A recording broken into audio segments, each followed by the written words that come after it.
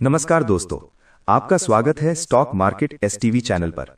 आज के इस वीडियो में हम बात करने वाले हैं एस्टेक लाइफ साइंसेज लिमिटेड के स्टॉक के बारे में, जहां हम इस कंपनी का पूरा fundamental analysis, financial condition, quarterly performance, share holding pattern और उसके बाद डेली और वीकली टाइम फ्रेम पर टेक्निकल एनालिसिस करेंगे। वीडियो के अंत में मैं आपको एक क्लियर ओपिनियन भी दूंगा कि जो लोग इस स्टॉक में एंट्री लेना चाहते हैं उन्हें क्या करना चाहिए और जो पहले से इन्वेस्टेड हैं उन्हें बने रहना चाहिए या निकल जाना चाहिए। सबसे पहले बात करते हैं कंपनी के बिजनेस के बारे में। एस्टेक लाइफ साइंसेज लिमिटेड एक एग्रोकेमिकल कंपनी है जो मुख्य रूप से एक्टिव इंग्रेडिएंट्स और इंटरमीडिएट्स बनाती है। कंपनी का बिजनेस मॉडल B2B है और इसके प्रोडक्ट्स भारत के अलावा लगभग 20 से ज्यादा देशों में एक्सपोर्ट किए जाते हैं। कंपनी एग्रोकेमिकल वैल्यू चेन में ऑपरेटिंग करती है, जो थियोरेटिकली एक स्ट्रॉन्ग सेक्टर माना जाता है, लेकिन एक्चुअल परफॉर्मेंस नंबर्स पर डिपेंड करता है। अब बात करते हैं स्टॉक के करंट नंबर्स की। एस्टेक लाइफ साइंसेज का करंट मार्केट प्राइस लगभग 585 रुपए 80 पैसे में ट्रेडिंग कर रहा है। कंपनी का मार्केट कैपिटलाइजेशन करीब 1281 करोड़ रुपए के आसपास है, यानी ये एक स्मॉल कैप स्टॉक की कैटेगरी में आता है। अब वैल्यूएशन रेशियोज की बात करें। इस कंपनी का पीई रेशियो नेगेटिव है, लगभग -11 के आसपास, जिसका साफ मतलब है कि कंपनी फिलहाल प्रॉफिट जनरेट नहीं कर रही है। नेगेटिव पीई किसी भी लॉन्ग टर्म इन्वेस्टर के लिए एक वार्निंग साइन होता है, क्योंकि इसका मतलब है कि अर्निंग्स लगातार वीक हैं। अगर हम बुक वैल्यू देखें तो कंपनी की बुक वैल्यू लगभग 186 रुपए है। करंट प्राइस बुक वैल्यू से काफी ऊपर ट्रेड कर रहा है, लेकिन क्योंकि अर्निंग्स नेगेटिव हैं, इसलिए इसे अंडर वैल्यूड कहना मुश्किल है। अब सबसे इंपॉर्टेंट रेशियोज पर आते हैं। कंपनी का ROE रिटर्न ऑन इक्विटी लगभग -12.9% के आसपास है। वहीं ROCE भी नेगेटिव है, लगभग -45.3% के आसपास। ये दोनों रेशियोज क्लियरली बताते हैं कि कंपनी अपने कैपिटल और शेयर होल्डर्स के मनी का इफेक्टिव यूज नहीं कर पा रही है। डिविडेंड की बात करें तो कंपनी ने कोई डिविडेंड डिक्लेयर नहीं किया है, यानी डिविडेंड यील्ड 0% है। इसका मतलब लॉन्ग टर्म इनकम इन्वेस्टर्स के लिए यह स्टॉक फिलहाल अट्रैक्टिव नहीं है। अब क्वार्टरली परफॉर्मेंस की तरफ चलते हैं। पिछले कुछ क्वार्टर्स में कंपनी की सेल्स इनकंसिस्टेंट रही हैं। कुछ क्वार्टर्स में रेवेन्यू में ग्रोथ दिखी है, लेकिन ओवरऑल ट्रेंड स्टेबल नहीं है। सबसे बड़ी चिंता की बात यह है कि लगातार कई क्वार्टर्स से कंपनी नेट लॉस रिपोर्ट कर रही है। EPS भी नेगेटिव बना हुआ है, जो क्लियरली अर्निंग्स प्रेशर को शो करता है। अगर हम प्रॉफिट एंड लॉस स्टेटमेंट को ओवरऑल देखें तो ऑपरेटिंग मार्जिन्स दबाव में है, कॉस्ट ऑफ प्रोडक्शन और एक्सपेंसेस बढ़े हैं और बॉटम लाइन यानी नेट प्रॉफिट लगातार नेगेटिव रहा है। इससे यह साफ होता है कि कंपनी अभी टर्न अराउंड फेज में भी स्ट्रॉन्ग सिग्नल नहीं दे रही। अब बैलेंस शीट की बात करते हैं। कंपनी पर डेट मौजूद है और इंटरेस्ट कवरेज रेशियो भी कंफर्टेबल जोन में नहीं है। हालांकि डेट बहुत ज्यादा अलार्मिंग नहीं है, लेकिन जब प्रॉफिट्स नहीं होते तब डेट अपने आप रिस्क फैक्टर बन जाता है। कैश फ्लो भी कंसिस्टेंट स्ट्रॉन्ग नहीं दिखता, जो फ्यूचर एक्सपेंशन के लिए लिमिटेशन क्रिएट करता है। अब शेयर होल्डिंग पैटर्न पर नजर डालते हैं। प्रमोटर्स की होल्डिंग लगभग 72% के आसपास है, जो एक पॉजिटिव पॉइंट माना जा सकता है।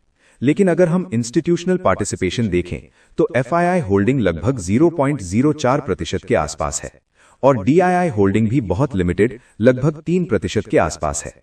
पब्लिक शेयर होल्डिंग करीब 25% है। लो इंस्टीट्यूशनल इंटरेस्ट ये दिखाता है कि बड़े इन्वेस्टर्स फिलहाल इस स्टॉक से दूरी बनाए हुए हैं। अब अगर फंडामेंटल्स का ओवरऑल समरी बनाएं तो कंपनी का सेक्टर पोटेंशियल अच्छा है, लेकिन करंट फाइनेंशियल परफॉर्मेंस वीक है।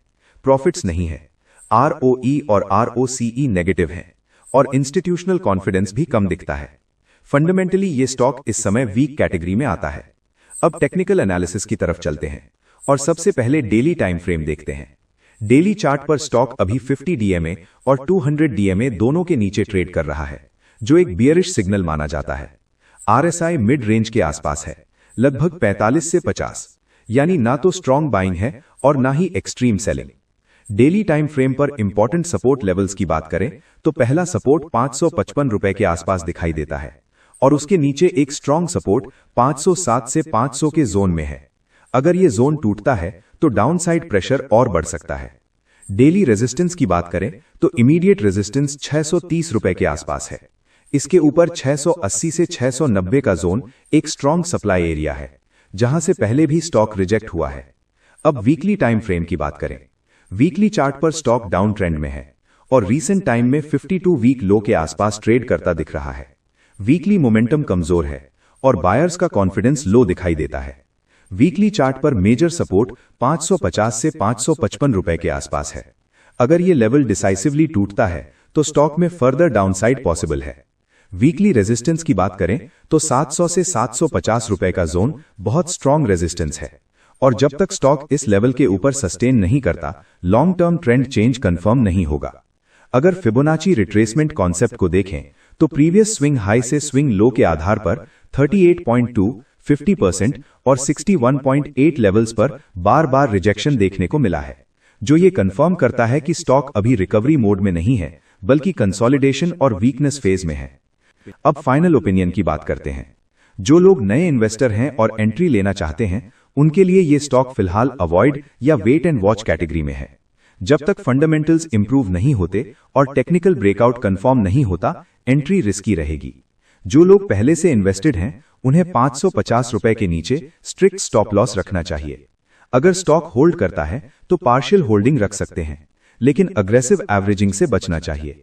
ओवरऑल कंक्लूजन यही है कि एस्टेट लाइफ साइंसेज एक सेक्टर वाइज इंटरेस्टिंग कंपनी है, लेकिन करंट टाइम में फंडामेंटली भी वीक है और टेक्निकली भी बियरिश जोन में है। इसलिए रिस्क मैनेजमेंट के साथ ही डिसीजन लेना सबसे जरूरी है। अब वीडियो के अंत में एक जरूरी डिस्क्लेमर। ये वीडियो केवल एजुकेशनल पर्पस के लिए है। ये कोई बाय या सेल रिकमेंडेशन नहीं है। स्टॉक मार्केट में निवेश मार्केट रिस्क के अधीन है, इसलिए निवेश से पहले अपनी रिसर्च जरूर करें या अपने फाइनेंशियल एडवाइजर से सलाह लें। अगर आपको ये डिटेल्ड एनालिसिस पसंद आया हो तो वीडियो को लाइक जरूर करें, अपने दोस्तों के साथ शेयर करें और ऐसे ही डिटेल्ड स्टॉक एनालिसिस के लिए स्टॉक मार्केट एसटीवी चैनल को सब्सक्राइब करना ना भूलें। कमेंट करके जरूर बताइए कि अगला एनालिसिस आप किस स्टॉक पर देखना चाहते हैं।